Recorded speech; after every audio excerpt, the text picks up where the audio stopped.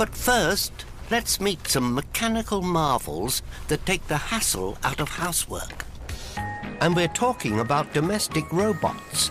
Over to you, Ashley, my dear. Thank you, Wallace. It's every inventor's dream to build a robot that can do anything a human can. Well, up to a point. And one of the first people to construct a robot that behaved like a human was British inventor Tony Sale. Back in 1949, Tony was an officer in the RAF. Proudly we present George of the RAF Saffron Walden, brainchild of Pilot Officer Seth. It was the beginning of the Cold War, and while lots of scientists were busy with the nuclear arms race, Tony was busy trying to make his robot's legs race.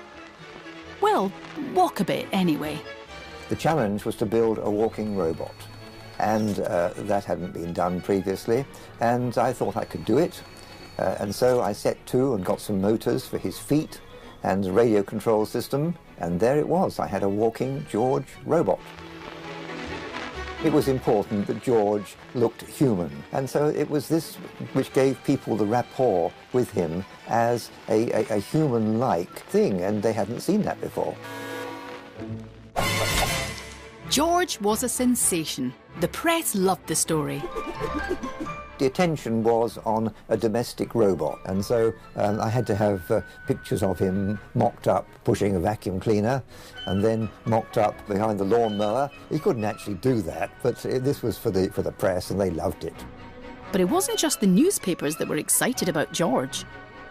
When I met my wife, she thought that George was going to do all the domestic work in the house, and he never has. But if George wasn't up to it, perhaps Robert the robot could help around the house. Men, if you want a household help who won't nag, gossip or rifle your wallet, why not let Robert the robo walk over your threshold? He does everything but talk, while a woman... Anyway, Robert's skills were really just limited to wearing a pinny. Bit like most men, really. 30 years later, it was the home computer that gave hope to our domestic robot dreams. And finally, meet the very latest home help. Britain's first domestic robot goes on sale tomorrow. He'll only do what he's told through an ordinary home computer. He won't answer back, and he never forgets. Topo's going to be a very sophisticated toy for very rich people.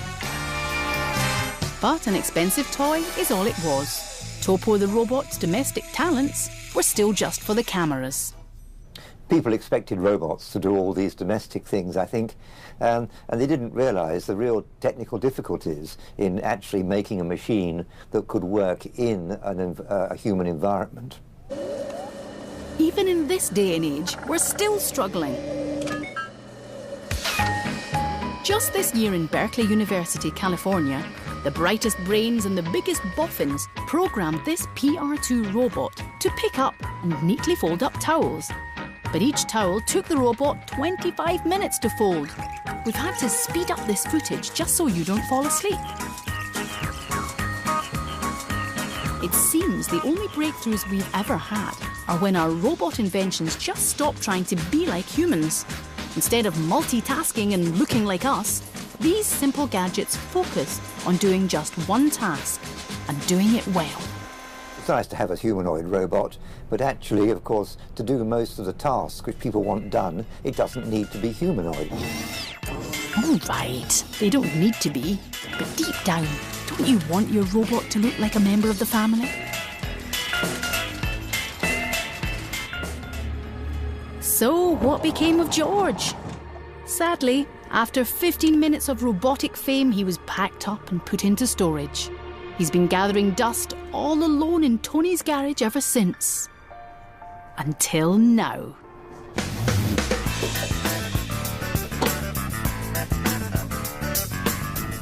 Engineer's last resort is just a large hammer.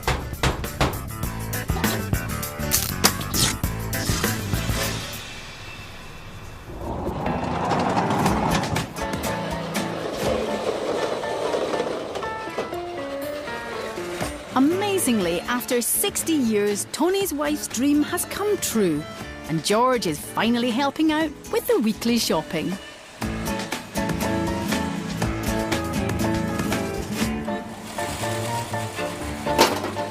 although he might just be showing his age.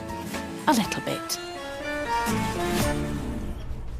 Housekeeping robots. Just imagine.